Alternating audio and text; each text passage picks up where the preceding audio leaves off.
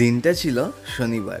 Hare Krishna everyone, welcome to our channel Close Life. তোমরা এখনো পর্যন্ত যারা আমাদেরকে চেনো না তাদেরকে বলি, রঘুনাথগঞ্জ শহরে বৈদিক ফ্লেভার্স নামে ছোট্ট একটা ক্লাউড কিচেন চালাই, যেখানে আপনারা খাবারগুলো পেয়ে যাবেন 100% পিওর ভেজ। তো যাই হোক, আজকের আমাদের প্রথম অর্ডারটা ছিল half plate red sauce pasta. যে এই অর্ডারটা করেছিল সে একটা স্টুডেন্ট।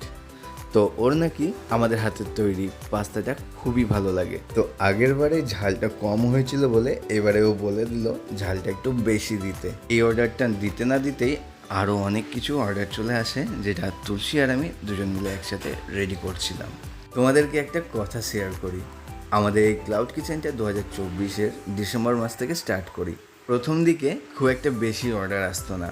এখন আমাদের ক্লাউড কিচেনে এত চাপ যে দু একটা কাস্টমারের অর্ডার আমরা নিতেই পারি না। তোমরা যারা আমাদের বৈদিক ফ্লেভার্সে খাবার অর্ডার করবে ভাবছো, তো তোমাদেরকে বলে দিই, হাতে 1 থেকে 1.5 ঘন্টা সময় নিয়ে আমাদেরকে অর্ডার করবেন। আমাদের খাবার তৈরি করা কোনো কিছুই থাকে না, আপনারা অর্ডার দেওয়ার পরেই আমরা খাবারগুলো তৈরি করা স্টার্ট করি। সেই কারণেই কাস্টমারের কাছ থেকে আমরা মিনিমাম টাইমটা চেয়ে নিই। তো তারাও আমাদেরকে পুরোপুরিভাবে সাহায্য করে সময় দিয়ে। তো যাই হোক, এদিকে মোমো তৈরি করার জন্য স্টিমারটাকে রেডি করে নিচ্ছিলাম, আর এদিকে আমাদেরকে সাহায্য করছে আমাদের পাকু, যাকে তোমরা আমাদের পুরনো ভিডিওতে অনেকবার দেখেছো। সে এখন ছোট নেই, অনেক বড় হয়ে গেছে।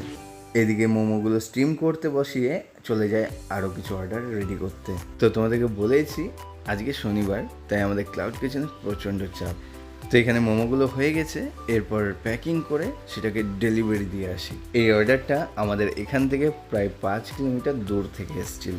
আমাদের কাস্টমারদের ব্যবহার আমাদের এতটাই ভালো লাগে, তো ওনাদেরকে যদি বলি যে আমি এখন অফিসে রয়েছি, অর্ডারটা একটু আপনাদেরকে নিয়ে যেতে হবে, তো ওনারা বলে ঠিক আছে আপনি রেডি করুন, রেডি হয়ে গেলে আমাদেরকে ফোন করে দেবেন, আমরা পৌঁছে যাব।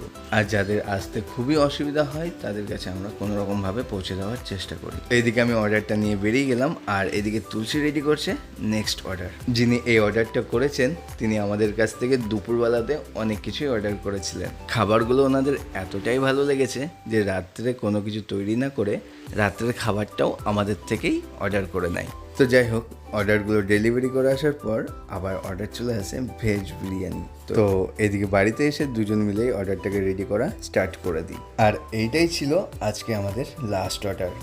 আজকের ব্লগটা তোমাদের কেমন লাগলো অবশ্যই কমেন্ট করে জানিও। যদি কিছু ভালো লেগে থাকে প্লিজ চ্যানেলটিকে সাবস্ক্রাইব করে দিও আর পেজটাকে ফলো করে রেখো। হরে কৃষ্ণ।